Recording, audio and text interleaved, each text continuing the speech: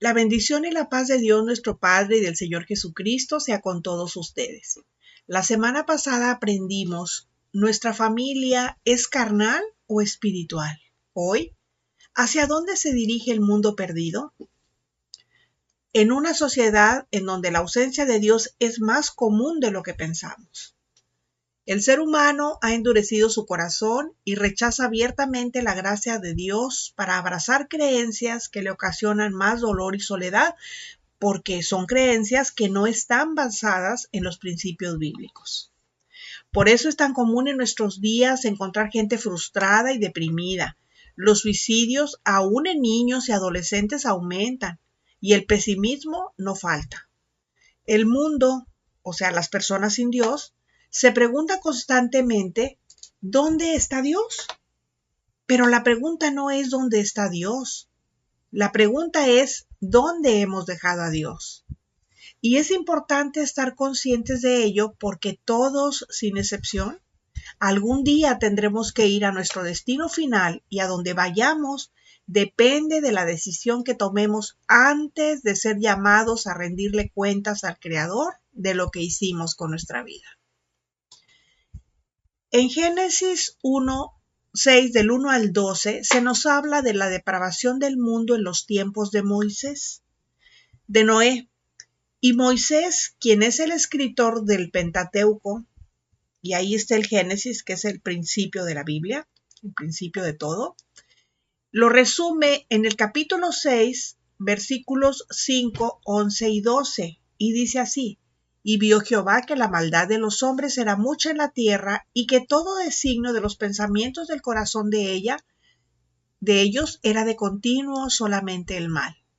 Y se corrompió la tierra delante de Dios, y estaba la tierra llena de violencia. Y el 12 dice: Y miró Dios la tierra, y aquí que estaba corrompida, porque toda carne había corrompido su camino sobre la tierra. Digamos que este es como el resumen de todo lo que es en los versículos del 1 al 12. Saqué lo más sobresaliente, pero ustedes lo pueden leer completo. Aquí la destrucción de la humanidad suena drástica. O sea, se oye drástico lo que dice. Pero Dios sabía que si no salvaba a Noé, el único hombre justo que quedaba, pues la humanidad se contaminaría por completo y se iba a destruir a sí misma. Pues ahora nosotros también vivimos en un mundo malvado que podría ser descrito con las mismas palabras de los días que precedían el diluvio. Y Efesios 2, 4, 7 nos dice: Pero Dios, que es rico en misericordia, por su gran amor con que nos amó, aun estando nosotros muertos en pecados, nos dio vida juntamente con Cristo. Por gracia sois salvos, y juntamente con Él nos resucitó, y asimismo nos hizo sentar en los lugares celestiales con Cristo Jesús, para mostrar en los siglos venideros las abundantes riquezas de su gracia en bondad para con nosotros en Cristo Jesús. Dios en su gracia nos ha alcanzado y salvado, porque ese era el anhelo de su corazón. Y tenemos que en el Antiguo Testamento, el arca, un prototipo de Cristo, fue la salvación. En el Nuevo Testamento, bajo la gracia, Cristo es la salvación de la ira de Dios. ¿Y quién lo dice así? Bueno, vamos a ver que 1 Timoteo 2:5, vamos a ver qué nos dice. Dice: porque hay un solo mediador, un solo Dios y un solo mediador entre Dios y los hombres, Jesucristo hombre.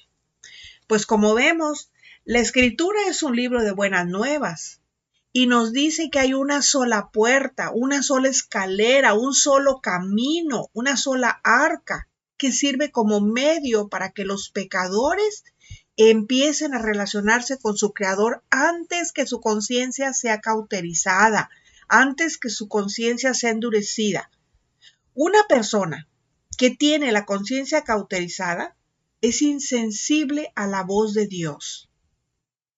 Por eso nosotros vemos la creación y nos gozamos, pero ellos no la reconocen, no reconocen la mano poderosa de Dios en ella, no la reconocen en nada y por ello pecan continuamente. Tampoco disciernen entre el bien y el mal porque están en su sentido animal, en su estado natural. está destruido espiritualmente. Por eso no le importa todo lo pecador que pueda hacer.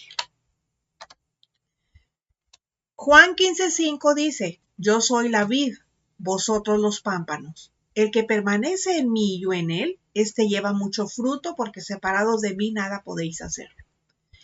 El mundo camina sin rumbo, no tiene brújula que lo guíe, porque ha apartado su mirada de Dios, lo ha sacado de su camino y no figura en sus vidas. El mundo necio llama verdad a la mentira y cree que puede sobrevivir lejos de su Creador. Y todavía dicen los ignorantes, oye, pero si Dios ama al pecador, pero eso es una absoluta herejía. La Escritura no lo enseña en ninguno de los 66 libros que la componen. Lo que sí enseña está muy claro en el Salmo 5, versículos 4 al 6. Y dice así, porque tú no eres un Dios que se complace en la maldad. El malo, o sea, el pecador, no habitará junto a ti. Los insensatos no estarán delante de tus ojos, o sea, los necios. Aborreces a todos los que hacen iniquidad, o sea, a todos los que están pecando, a los que se gozan en el pecado. Destruirás a los que hablan mentira. Al hombre sanguinario y engañador abominará Jehová, o sea, aborrecerá Jehová. Esto fue lo que dijo acerca de los pecadores. Allí no está diciendo que ama al pecador, dice que aborrece a los pecadores, porque es el pecador el que comete la falta. A veces pensamos que dejar de obedecer a Dios no es grave, que decir una mentira piadosa no es malo, o pensar que podemos creer y confiar en Dios y al mismo tiempo hacer nuestra voluntad tampoco es malo. Pero la realidad es que las cosas no funcionan así. Dios no se complace en la maldad y aborrece a los que hacen el mal, y todos nuestros actos, sin importar que seamos o no cristianos, son aprobados o reprobados por el Señor. A ver, lo digo de nuevo. Todos nuestros actos están bajo el escrutinio del Señor y serán aprobados o reprobados. Todos. Otra cosa es que cuando leemos este tipo de versículos, pensamos en quienes no conocen a Dios. En automático pensamos en ellos. Pensamos en aquellos que actúan como quieren, como si no hubiera consecuencias, y que juegan como si estuvieran en la selva donde el más fuerte es el que domina. Siempre pensamos en el otro. Nunca nos ponemos nosotros a decir, hey, yo tengo que pensar en si no se está refiriendo a mí. No, luego sacamos, no, que fulanito, no, eso no. Nosotros lo que tenemos que hacer es profundizar y autoexaminarnos, porque sería muy bueno pensar si realmente buscamos obedecer a Dios en todo lo que hacemos, o si somos selectivos a la hora de decidir qué hacer y qué no hacer. Miren, lo importante es entender que para Dios no hay medias tintas. O estamos de su lado o estamos del lado de su enemigo. Somos hacedores de su palabra o somos hacedores de maldad, pero no podemos estar a la mitad. Ya lo vemos en Apocalipsis. Él dice que Él quiere fríos o calientes, pero que a los tibios Él los vomitará de su boca. Así dice el Señor. Y nosotros debemos entender que nuestra responsabilidad como cristianos es actuar como manda en su palabra. Seamos honestos con nosotros mismos. A Dios no lo podemos engañar. El Salmo nos está enseñando que cuando nuestros actos no están en línea con sus principios, simplemente no son bien recibidos. Y no importa que sea algo que nos parezca relevante o no. Cada uno de ellos, al igual que nuestros pensamientos, deben ser evaluados con la vara de Dios. Eso ya lo vimos hace como 3 semanas. Porque al hacerlo, entonces vamos a poder entender realmente cuánto necesitamos de la gracia y sacrificio de Cristo y buscaremos no fallarle. Dice 2 Corintios 5:17. De modo que si alguno está en Cristo, nueva criatura es. Las cosas viejas pasaron y aquí todas son hechas nuevas. Antes de nuestra conversión a Cristo, practicábamos el pecado sin ningún remordimiento. Vivíamos según nuestra naturaleza caída y caminábamos según la vieja creación que cayó en condenación por la desobediencia de Adán. Pero al estar en Cristo eso cambió. Nuestra vieja naturaleza fue clavada en la cruz y reemplazada por una nueva que es la de Cristo, que nos amó y murió por nosotros y ahora vive en nosotros. Y la vida que vivimos es por la fe en Él. Ya somos parte de la nueva creación y vivimos de acuerdo con los principios bíblicos establecidos en la palabra de Dios. Al habernos convertido a Cristo, hemos pasado a formar parte de su familia. Nuestra vida ha dado un giro de 180 grados. Y nuestras viejas creencias, todo aquello que nos motivaba, los planes que hacíamos, las prioridades que teníamos y los valores en que creíamos, quedaron en el pasado. Ya no significan eso, nada para nosotros. Nosotros ya vimos que somos parte de la familia y eso creo que lo vimos hace como 2 semanas. Bueno, esto significa que hemos sacrificado nuestros propios deseos, ambiciones y glorias porque ya los hemos reemplazado con los de Cristo. Ya no vivimos nosotros, ahora vive Cristo en nosotros. Nosotros ya no somos el centro de las cosas. Ahora todo tiene una nueva perspectiva porque vemos a Cristo desde la transformación que realizó en nuestra vida, habiéndonos llevado de la vieja a una nueva creación. Y comenzamos a ver todo de manera diferente. Y en lugar de ser cambiados por el mundo, somos cambiados por Cristo para luego nosotros, entonces sí, cambiar al mundo. La razón, vamos a ver qué dice 1 Corintios 2:16. Aquí está la razón de eso. Dice, porque ¿quién conoció la mente del Señor?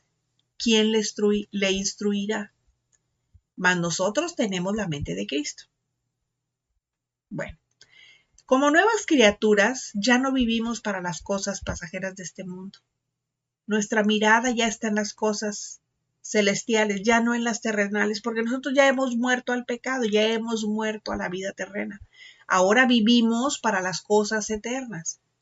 El pecado ya no controla nuestra vida, porque ahora, ¿qué dice el texto? Tenemos la mente de Cristo. Eso es lo que dice el texto.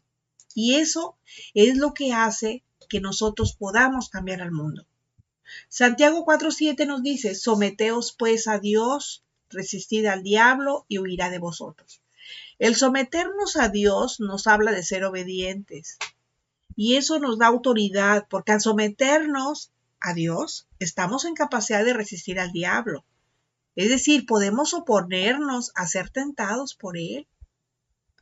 Cuando nosotros sabemos de qué pie cojeamos y vamos a un lugar donde sabemos que va a haber eso, miren, mejor ni ir. Cuando hay algo que nos gusta ver, pero que nos lleva a pecar y sabemos que va a pasar en alguna película, mejor no ir. Cuando vamos a querer comer algo o consumir algo que va a dañar nuestro cuerpo, mejor no estar donde está eso. Porque así somos las nuevas criaturas en Cristo. Vivimos en una nueva creación y podemos decir que verdaderamente las cosas viejas pasaron y todas son hechas nuevas. 1 Juan 1:8 dice, si decimos que no tenemos pecado, nos engañamos a nosotros mismos y la verdad no está en nosotros. Bueno, pues este pasaje deja claro que el pecado es un hecho, pero estamos hablando de un pecado ocasional, no habitual en la vida del cristiano, porque nosotros seguimos pecando. Y dice 1 Juan 1:9, o sea, es el siguiente al 1:8, dice, si confesamos nuestros pecados, Él es fiel y justo para perdonar nuestros pecados y limpiarnos de toda maldad. Entonces queda claro que cuando el pecado es confesado, siempre va a haber perdón. Lo que Juan también quiere que quede claro es que los cristianos debemos preocuparnos. Y una razón para escribir esta carta fue para que no pequemos. O sea, nuestra preocupación debe ser para no pecar, para no estar en lugares donde vamos a ir al pecado, donde se van a comentar cosas que no van de acuerdo a lo que dice la palabra. Cuando vamos a comer cosas que nos hacen, que dañan el templo del Espíritu Santo, o sea, que dañan nuestro cuerpo, cuando son cosas que nos van a llevar a la gula, cuando vamos a ir a ver una película donde sabemos que van a pasar escenas que nos van a llevar a pecar, o sea, cosas de esas, o sea, nosotros debemos de preocuparnos por cuidar lo que vemos, escuchamos, hablamos, oímos y decimos. Juan no da la idea de que podemos estar sin pecado. Lo que deja claro es que aunque podemos caer en pecado, lo evitemos porque no tenemos por qué pecar. Por eso nos dice para que no pequéis. Este es el anhelo de Dios para el cristiano. Y si el pecado es inevitable para nosotros, es porque el recurso para vencer es nuestro en Jesucristo y ese recurso nunca va a ser retirado. Juan aborda el tema por el hecho de que el pecado puede romper nuestra comunión con Dios. Nosotros no somos infalibles, podemos fallar. ¿Y saben por qué? Porque humanamente somos vulnerables. Nuestra carne no está dispuesta a dejar el pecado. Ya lo dice el Señor Jesús en los Evangelios, que dice, el espíritu está presto, pero la carne es débil. Ese es uno de nuestros mayores enemigos, la carne, porque nosotros somos carne también. Parte de espíritu somos carne. Y la traemos cargando. Nuestros deseos ahí están sometidos al Señor en obediencia, sí. Pero en algún momento vamos a ser vulnerables. Sin embargo, Dios promete que un día la carne se perfeccionará mediante la resurrección. Porque evidentemente el deseo de Dios es que no pequemos. Sin embargo, también dice que si lo hacemos, tenemos un abogado defensor de nuestro lado. Ese abogado se llama Jesucristo. Incluso ahora cuando pecamos, Dios no se sorprende porque conoce el comportamiento humano. Pero también hay que ver una cosa. ¿Qué dice Romanos 6 del 1 al 2? Dice, ¿qué pues diremos? ¿Perseveraremos en el pecado para que la gracia abunde? En ninguna manera, porque los que hemos muerto al pecado, ¿cómo viviremos aún en él? O sea, como les digo, Dios ya lo ha visto todo. Y su perdón está disponible para todos, pero no para que abusemos de la gracia solo porque tenemos abogado para con el Padre. No. Miren, recuerden que la Biblia está escrita para los hijos de Dios, está escrita para los cristianos. Y aquí dice que nosotros también pecamos. La diferencia es que ya no nos gozamos en el pecado, ahora nos duele. El Espíritu Santo nos redarguye. Y nosotros podemos pensar que nuestro pecado pone a Dios en nuestra contra, pero Cristo, nuestro abogado, admite nuestras faltas y se presenta como aquel que ha hecho el sacrificio expiatorio por nuestra culpa pecaminosa. ¿Qué sucede cuando alguno de nuestros niños hace alguna cosa por accidente, no sé, en su escuela, rompe algún mesabanco, algún macetero o algo? ¿Qué hace? Nosotros como sus padres tomamos esa responsabilidad que hizo por nuestro hijo, porque ellos son menores de edad, ellos no saben, ellos no conocen, y pagamos lo que ellos tendrían que haber pagado, lo pagamos nosotros. O sea, válgame, acéptenme la analogía. ¿Sí? Para los cristianos que ya no nos gozamos como antes y tampoco estamos pensando en cómo hacer maldades, pero pecamos eventual o involuntariamente, es un alivio tener al Espíritu Santo que nos redarguye y que nos lleva al arrepentimiento para buscar la reconciliación con Dios por medio del Señor Jesucristo. Él es nuestro abogado y Él jamás ha perdido un solo juicio.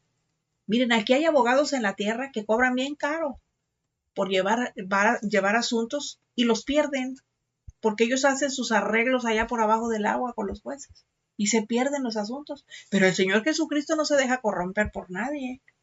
El Señor Jesucristo jamás ha perdido un solo juicio.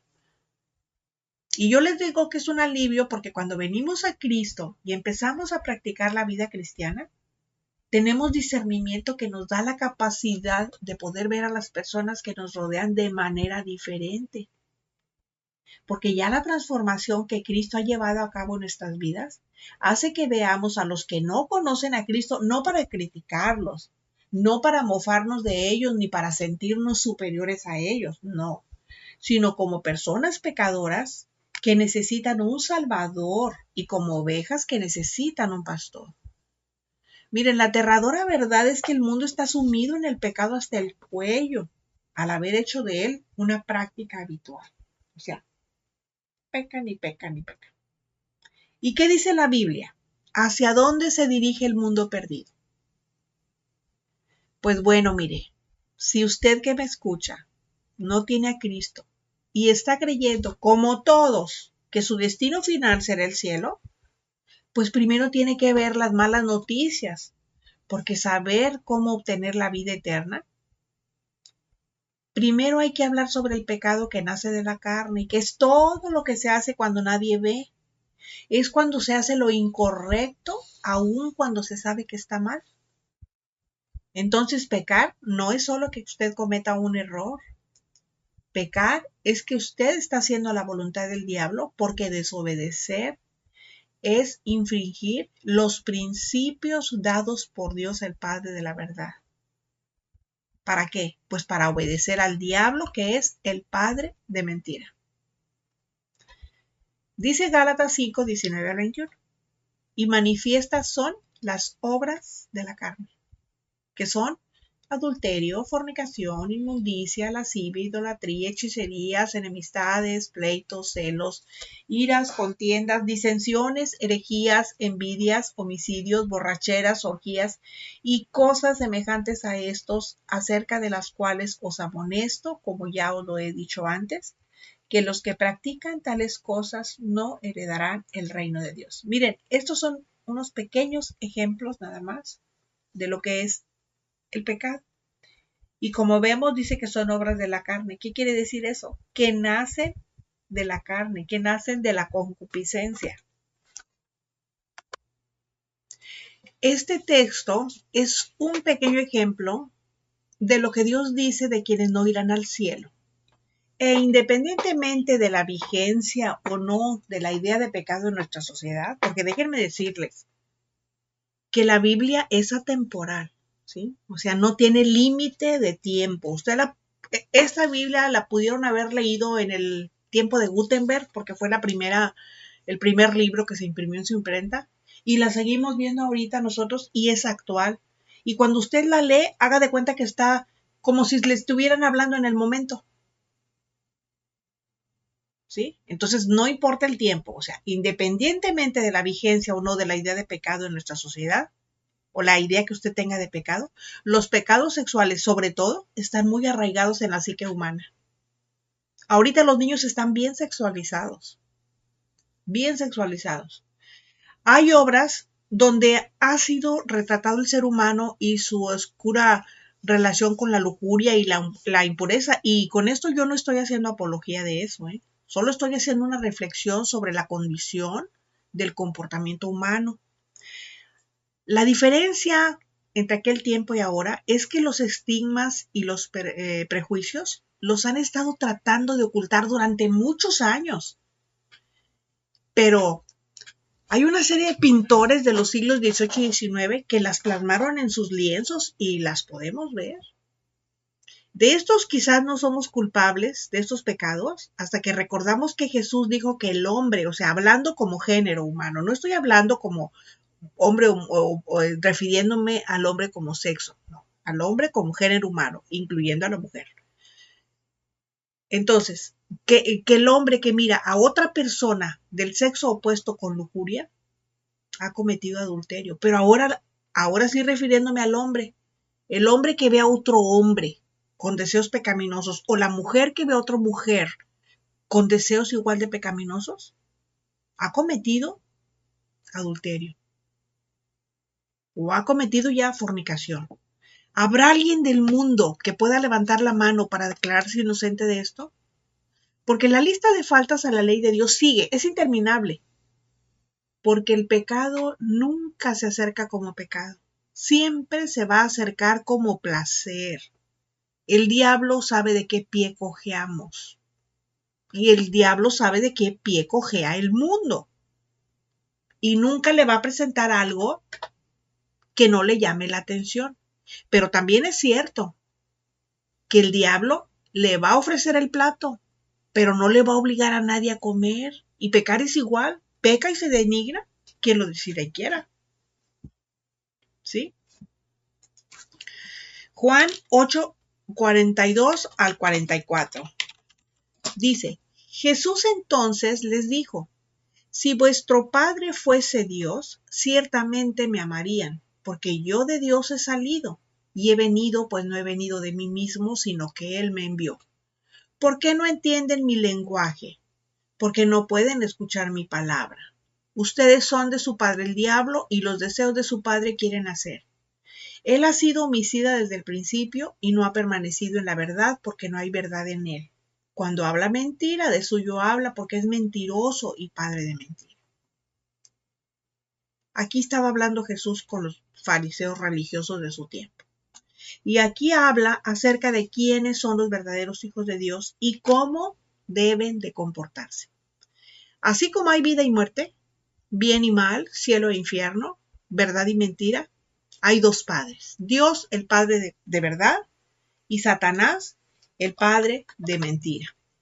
Y el padre de las personas a quienes Jesús hablaba en ese momento era Satanás, el padre de mentira, como lo es también de aquellos, escúcheme bien, que no han recibido a Cristo como Salvador.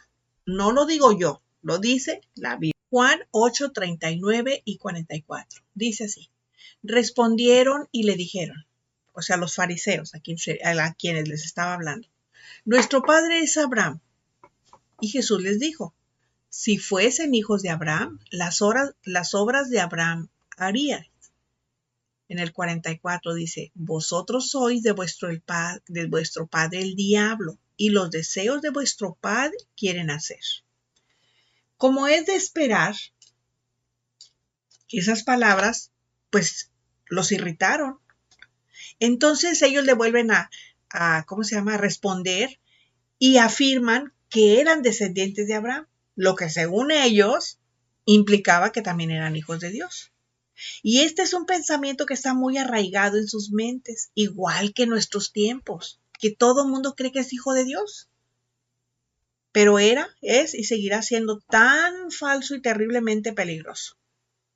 La semana pasada aprendimos que el privilegio de ser hijos de Dios no se adquiere por herencia familiar, sino porque hemos nacido de nuevo espiritualmente hablando. ¿Cuándo? Cuando recibimos a Cristo como nuestro Señor y Salvador. Primera de Juan 4:7 dice, todo aquel que ama es nacido de Dios. La prueba de la presencia divina en un cristiano, hijo de Dios, es el amor. Cristo los amaba y vino a dar su vida por ellos.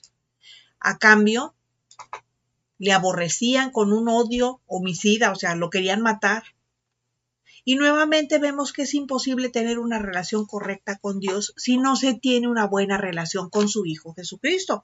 De manera que quien no tenga a Cristo está en total oposición a Dios. Y no importa que diga que es hijo de Dios, simplemente no lo es. Y así como Jesús preguntó en esos tiempos, sigue preguntando hoy, ¿por qué no entienden mi lenguaje? Porque no pueden escuchar mi palabra, dice, porque no la soportan, por eso no la pueden escuchar. Los hombres a quienes cuestionaba, pues eran gente como los de la actualidad. Su incapacidad para comprender el mensaje es originada por su naturaleza pecaminosa y su falta de deseos de hacer la voluntad del Padre, pues son sordos, voluntarios. Por eso parecen embotados sus sentidos y ellos, o sea, no tienen la capacidad de discernir. Efesios 1 del 5 al 6 dice, en amor, habiéndonos predestinado para ser adoptados hijos suyos por medio de Jesucristo, según el puro afecto de su voluntad, para alabanza de la gloria de su gracia, con la cual nos hizo aceptos en el amado. El Señor aborda la verdadera razón por la que la gente sin Dios no puede escuchar ni entender su palabra, y dice que porque son hijos del diablo. Y eso es porque no se han permitido ser reconciliados con el Padre por medio de Él, o sea, de Cristo. Porque Cristo es el medio por el que tenemos acceso a la familia de Dios. Y este texto, aparte de otros que ya les acabo de leer, como el de Timoteo y otros, lo enseñan bien claro. Y eso explica por qué la gente actúa como lo que es una persona sin Dios, porque no se identifican con sus principios. O sea, los principios bíblicos, los principios de Dios, son hombres y mujeres viviendo en su naturaleza carnal caída. Y por lo tanto, pues no es de extrañar que actúen así. Puede ser que así como los judíos que en la carne descendían de Abraham, los de ahora quizás tengan un familiar cristiano, pero sus obras prueban que espiritualmente son hijos del diablo. Esto es muy grave, porque se trata de la vida eterna en el cielo o en el lago de fuego, porque a donde quiera que vayan van a estar vivos. Nada más que en unos pues van a estar gozando de la presencia de Dios, de Jesús, y acá no, en el lago de fuego no, ahí van a estar lamentándose en la presencia del diablo, de Satanás. Créanme, yo quisiera ser menos dura, pero tengo claro que no estoy para hablarles bonito a nadie, sino para hablar la palabra como es. ¿De qué sirve que yo venga y le sobe la espaldita si con eso lo voy a estar ayudando a que caiga al precipicio? ¿De qué sirve eso? ¿Saben ustedes cuáles son los 3 recursos que utiliza la Iglesia romana para retener a sus feligreses? La ignorancia, porque no le permiten conocer la Escritura. Yo por eso les digo a ustedes, a mí no me gustaría que mis seguidores fueran gente ignorante. Yo quiero que sean gentes que conozcan la palabra de Dios, para que cualquier cosa la cuestionen, que no se crean todo lo que escuchan. Y una de las razones o de los recursos que utiliza la Iglesia romana para retener a su gente ahí es esa, la ignorancia, porque no les permiten que conozcan la Escritura, no los ponen a leer la Biblia. Y además, lo que enseñan el domingo, por ejemplo, en su misa, la enseñan alrededor del mundo. Es exactamente lo mismo. Lo mismo que dicen en una iglesia, lo dicen en otra. O sea, ya tienen sus escritos, ya saben lo que les van a decir en todas las iglesias. Bueno, eso es una, es la ignorancia. La otra es la superstición, porque tienen la creencia que por supuesto no tiene ¿cómo se llama? No tiene fundamento racional, que le atribuyen carácter sobrenatural a determinados objetos creados por manos de hombre. Imagínense, ¿cómo voy a estarme yo postrando ahí ante una imagen de barro para pedirle que me ayude, que interceda por mí ante Dios, cuando yo tengo a mi intercesor, que es el Señor Jesucristo, a mi mediador, que es el Señor Jesucristo, mi abogado, que es el Señor Jesucristo? Esa imagen se rompe, ni siquiera se puede defender a sí misma. Entonces, esa es la superstición, ese es otro recurso. Y otro recurso que también bien socorrido por la Iglesia romana ha sido y va a seguir siendo la persecución. Fíjense, en la Iglesia primitiva, en áreas localizadas desde su comienzo, pues había persecución. De hecho, la primera persecución de cristianos organizada por el gobierno romano tuvo lugar, ¿saben cuándo? Bajo el emperador Nerón en el año 64 después de Cristo, después del gran incendio de Roma. Entonces, en tiempos de Jesús los judíos no eran gente religiosa que en muchos casos gozaban de respeto.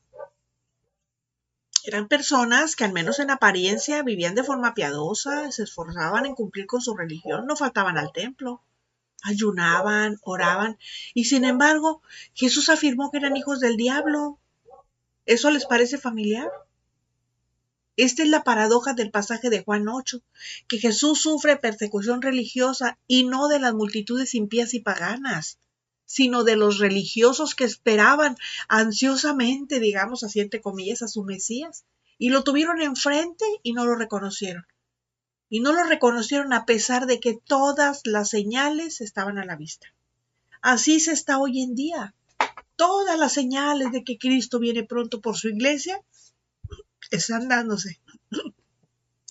Y la gente sigue dormida en sus laureles. Vive como si nunca fuera a morir. Cree que la vida va a ser eterna aquí en la tierra. pero es porque está muy arraigada al mundo, porque está muy apegada a lo material, que la hace olvidar lo espiritual. Y es triste escuchar a gente que conoce la palabra de Dios y sigue aferrada a las cosas materiales, a las cosas terrenales. Juan 14:16 dice, del 14 del 1 al 6 dice, no se turbe vuestro corazón, creen en mí, creen en Dios, crean también en mí. En la casa de mi padre muchas moradas hay. Si así no fuera, yo se los hubiera dicho. Voy pues a preparar lugar para ustedes, y si me voy y les preparo lugar, vendré otra vez y los tomaré a mí mismo para que donde yo esté, ustedes también estén. O sea, yo voy a venir y me los llevaré conmigo para que ustedes estén también ahí. Y saben a dónde voy, y saben el camino. Y entonces Tomás le pregunta, dice, no sabemos a dónde vas, ¿cómo pues podemos saber el camino? ¿Cuál fue la respuesta de Jesús? Les dice, yo soy el camino y la verdad y la vida, y nadie viene al Padre sino por mí. Aquí en la tierra hay muchos caminos que llevan a Roma, pero para llevar al cielo, para llegar al cielo y llevar a las personas a Dios, solo existe uno, y ese camino se llama Jesucristo. Evidentemente el Señor no está de acuerdo con que los que afirman que todos los hombres son hijos de Dios o con los que piensan que lo importante es creer en algo sea lo que sea. Él dijo con toda solemnidad que aquellos judíos que se presentaban como muy religiosos eran hijos del diablo. Y lo mismo se puede decir de todos aquellos que se oponen a Cristo y a su mensaje al no creer que Él es el único camino que lleva al cielo, como nos está enseñando el texto.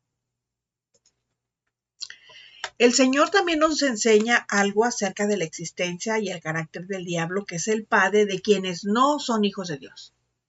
En primer lugar, debemos decir que para el Señor no había ninguna duda sobre la existencia del diablo y su terrible influencia en este mundo. De hecho, es el príncipe de este mundo. O sea, el mundo está bajo el dominio de Satanás. No es un personaje de ficción, no es un mito, no es un producto de la imaginación humana. Es un ser real que ha venido actuando en este mundo, dice la Escritura, que desde el principio. Y aquí podemos entender que es desde el Edén. Actuaba mediante sus mentiras y hundió a la humanidad en la muerte espiritual y física. Y siguiendo el principio establecido por el Señor de que los hijos heredan la naturaleza de su padre, los hombres sin Cristo demuestran con sus acciones que son hijos del diablo. Y aquí estoy hablando de la naturaleza pecaminosa. ¿Sí?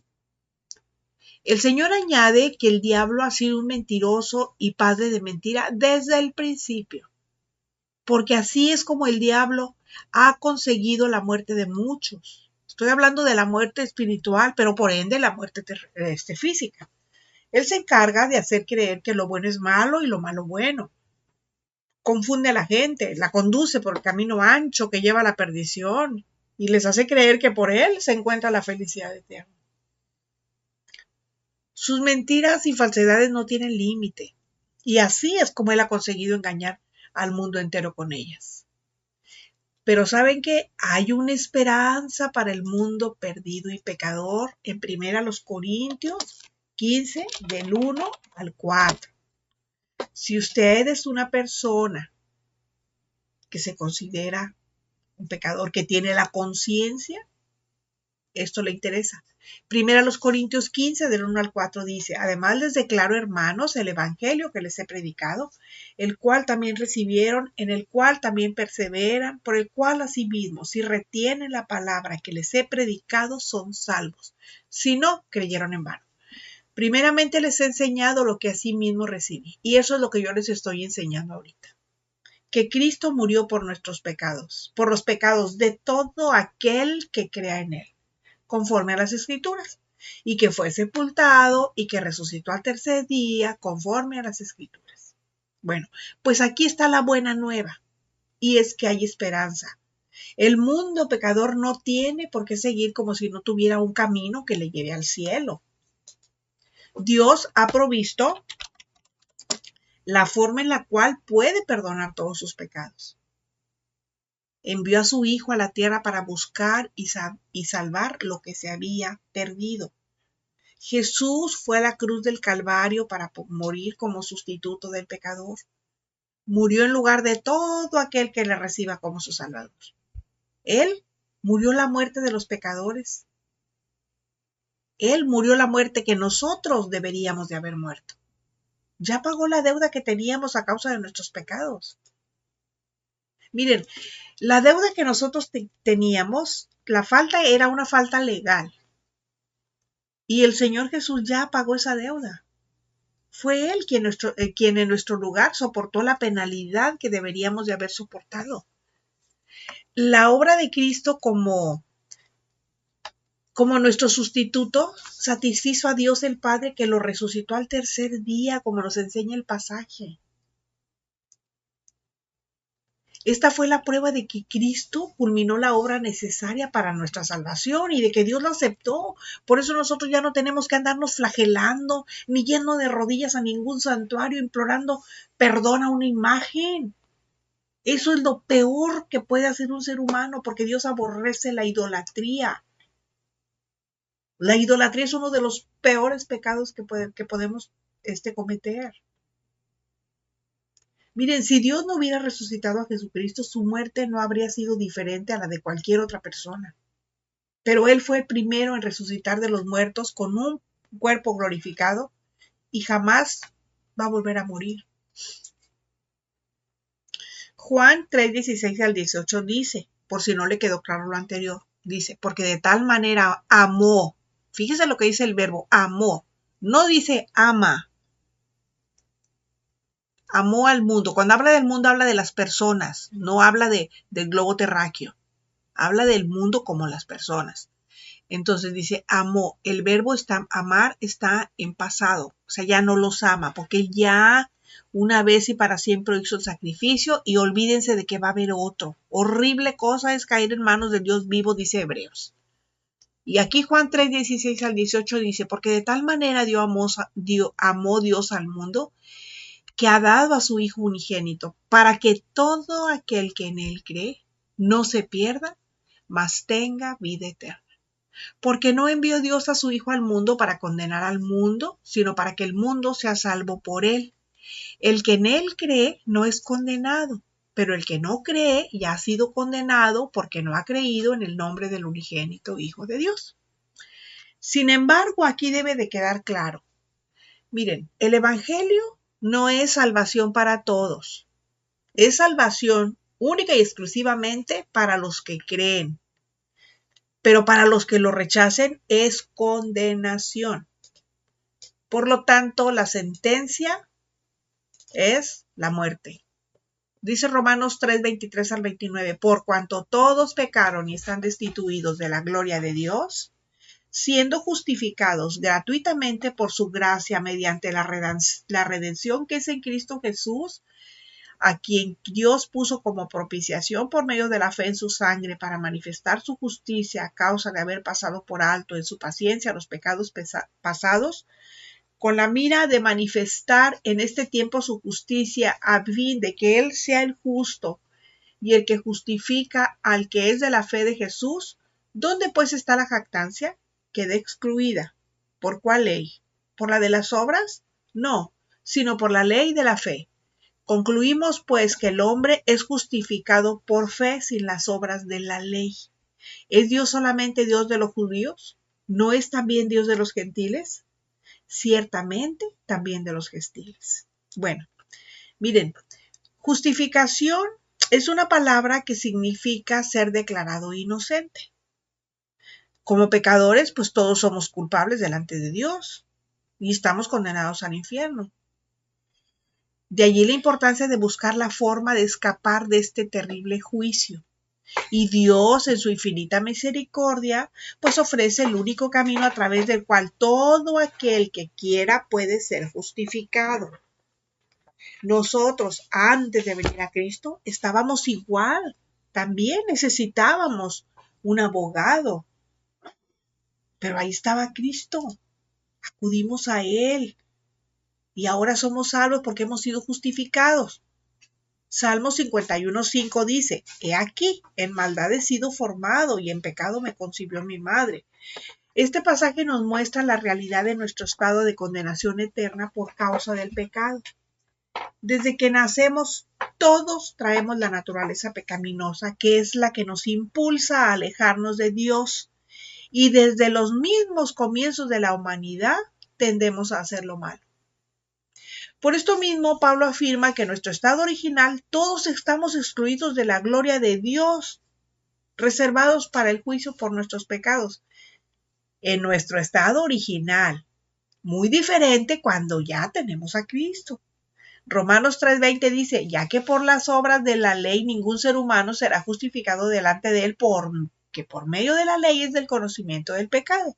Bueno, debido a esta realidad, el hombre trata de justificarse delante de Dios a través de sus buenas obras, las cuales no son suficientes para borrar su iniquidad. Y el apóstol Pablo nos dice que nadie se va a justificar delante de Dios por sus propios medios. Dice el Señor que cualquier obra que nosotros hagamos, por muy buena que sea, es como un trapo de inmundicia. Bueno, se los dijo a los judíos, pero pues aplica para nosotros porque es lo mismo, pecado es pecado. Por todo esto, el hombre puede ser justificado delante de Dios, quien la ofrece de manera gratuita, lo que no significa que no valga nada. La justificación estoy hablando. Lo que quiere decir es que nadie va a poder comprarla. ¿Por qué? Pues porque vale la sangre de su hijo. ¿Se fijan? Aquí no es de que cueste, aquí es de que vale. Alguien que tenga dinero, si tuviera un precio, la podría comprar. Pero esto no se trata de precio económico, no se trata de un costo económico, se trata de un valor. Y el valor es el que nosotros le estamos dando, porque es la sangre de su Hijo Jesucristo. La justificación es provista universalmente por Dios mismo, quien lo envió para redimir a todos los pecadores que lo recibieran. Por esta causa toda la gloria y honra le pertenecen. Ningún hombre de esta tierra puede decir que consiguió la salvación de su alma mediante obra alguna. Así que la Biblia dice que ningún pecador va a entrar al cielo a menos que sus pecados hayan sido perdonados. Y todo hombre es pecador, culpable y necesita la salvación que solo Jesucristo le puede dar. Usted no debe olvidar que la Biblia contiene lo que los hombres odian. ¿Y qué es lo que odian? La verdad. ¿Y quién es la verdad? Jesucristo. Y si usted no se ha decidido a recibirlo como su Salvador, este puede ser su último llamado. Tome la decisión ahora. El cristianismo no es una religión, es una relación personal de Cristo con una persona que ha decidido caminar con Él, no por lo que ve, sino por lo que cree. O sea, me refiero a caminar por fe. Y si quieres saber la diferencia entre el Dios de la Biblia y los dioses con minúscula, de madera, barro o metal, es sencilla. El Dios de la Biblia está vivo, sí existe. Pero esos, si les da un aire fuerte, los derriba y los destruye. Porque no tienen vida, no tienen alma. ¿Sí? Bueno, en las tumbas de otros hombres está su nombre escrito, pero en la tumba de Cristo dice, Él no está aquí. Está vacía, Él no está aquí. Pero si decide rechazarlo, pues va a seguir excluido de la gloria de Dios. Y entonces la respuesta a la pregunta de este estudio, ¿hacia dónde se dirige el mundo pecador, el mundo perdido? Pues está en Apocalipsis 21:8. Y dice así, pero los cobardes e incrédulos, ¿quiénes son los incrédulos? Los que no le recibieron, los que no aceptaron el sacrificio de Cristo como suficiente para ser salvos. Dice que los abominables y homicidas, los fornicarios y hechiceros, los idólatras, ¿ve por qué le digo de lo de las imágenes? Porque a Dios no le gustan las imágenes. Y todos los mentirosos tendrán su parte en el lago que arde con fuego y azufre, que es la muerte segunda. ¿Se fijan? Usted va a morir físicamente, pero luego viene la muerte eterna, la muerte espiritual. Y esa es la muerte segunda. Y dice que va a ir a dar al lago que arde con fuego y azufre, que es totalmente, hagan de cuenta que es la antípoda del cielo. ¿sí? El cielo es uno, pero el infierno es otro. Está en el extremo opuesto. ¿Por qué? Van hacia el lago de fuego porque por no haber creído en el evangelio de la gracia por medio de Jesucristo, donde Satanás y sus demonios les han reservado un lugar calientito en espera de su llegada para darles la bienvenida. Pues el Señor nos ayude y el Espíritu Santo nos dé valor para hablar su palabra como es y no como creemos que debe de ser. Usted crea por lo que lee en su propia Biblia. Yo le recomiendo siempre que investigue, que estudie, que escudriñe, que medite en la escritura, que pregunte, que no se quede solo con lo que aquí se le enseña. Pero fíjese a quién le pregunta. Y usted mejor consulte la Biblia porque ahí están todas las respuestas a sus dudas. Regáleme un like para que YouTube dé a conocer este estudio. Mire, entre más like tengamos, este estudio, más gente lo va a poder ver. Son los últimos tiempos y la palabra de Dios tiene que ser compartida. Yo lo espero la próxima semana cuando volveremos a encontrarnos en nuestro jueves de estudio. La gracia de nuestro Señor Jesucristo sea con todos ustedes. Amén.